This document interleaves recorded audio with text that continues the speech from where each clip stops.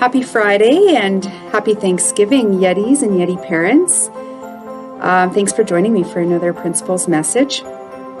I just would like to start off by saying thank you to all of our parents who joined us for parent-teacher interviews this past week, yesterday and last night.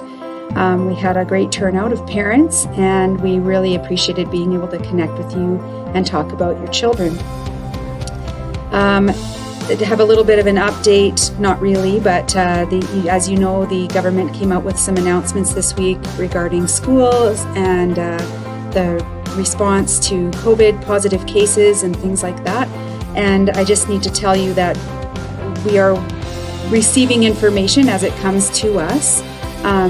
They make an announcement and then we have to respond. And so I just would let you know that our bosses and the school board are working on how contact tracing will happen and how we will do various things that are included in that announcement. And so just keep your eyes peeled to information that comes out from our superintendent, Chad Erickson. And just know that anything that we do in our school is laid out by our school division. We follow what they tell us to do in regards to COVID protocols and things like that. So that's where we are with that.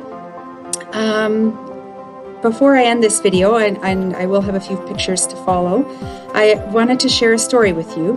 I just read it on Facebook, so it's one of those kind of maybe cheesy Facebook stories, but I thought it was really touching, and it really shows the spirit of gratitude and community and togetherness. And so if you would like to listen, if not, fast forward, but it's a short little story about bees. So here it is. And I did not write this. I found this on Facebook. It says, "My dad has bees. Today I went to his house and he showed me all of the honey he had gotten from the hives. He took the lid off of a 5-gallon bucket full of honey, and on top of the honey there were 3 little bees struggling. They were covered in sticky honey and drowning. I asked him if we could help them, and he said he was sure that they wouldn't survive. Casualties of honey collection, I suppose. I asked him again if we could at least get them out and kill them quickly. After all, he was the one who taught me to put a suffering animal or bug out of its misery. He finally conceded and scooped the bees out of the bucket. He put them in an empty yogurt container and put the plastic container outside. Because he had disrupted the hive with the earlier honey collection, there were bees flying all over outside. We put the 3 little bees in the container on a bench and left them to their fate. My dad called me out a little while later to show me what was happening. These 3 little bees were surrounded by all of their sisters. All of the bees are females. And they were cleaning the sticky, nearly dead bees, helping them get all of the honey off of their bodies. We came back a short time later, and there was only 1 little bee left in the container. She was still being tended to by her sisters.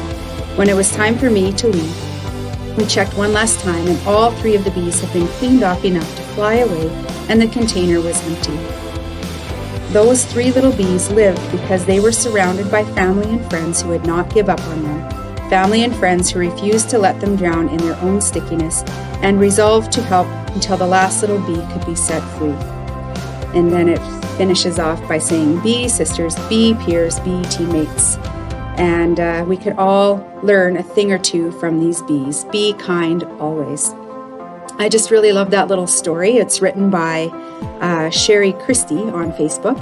And I just think it is really a good kind of analogy or description of how we treat each other at Mount View as Yetis. You know, we take care of each other, we're a community, and we do what's best for our community. So I just wanted to share that with you, and with a grateful heart and much gratitude for you and for our community. I wish you a happy Thanksgiving, Bonne Action de Grâce, and have a great long weekend.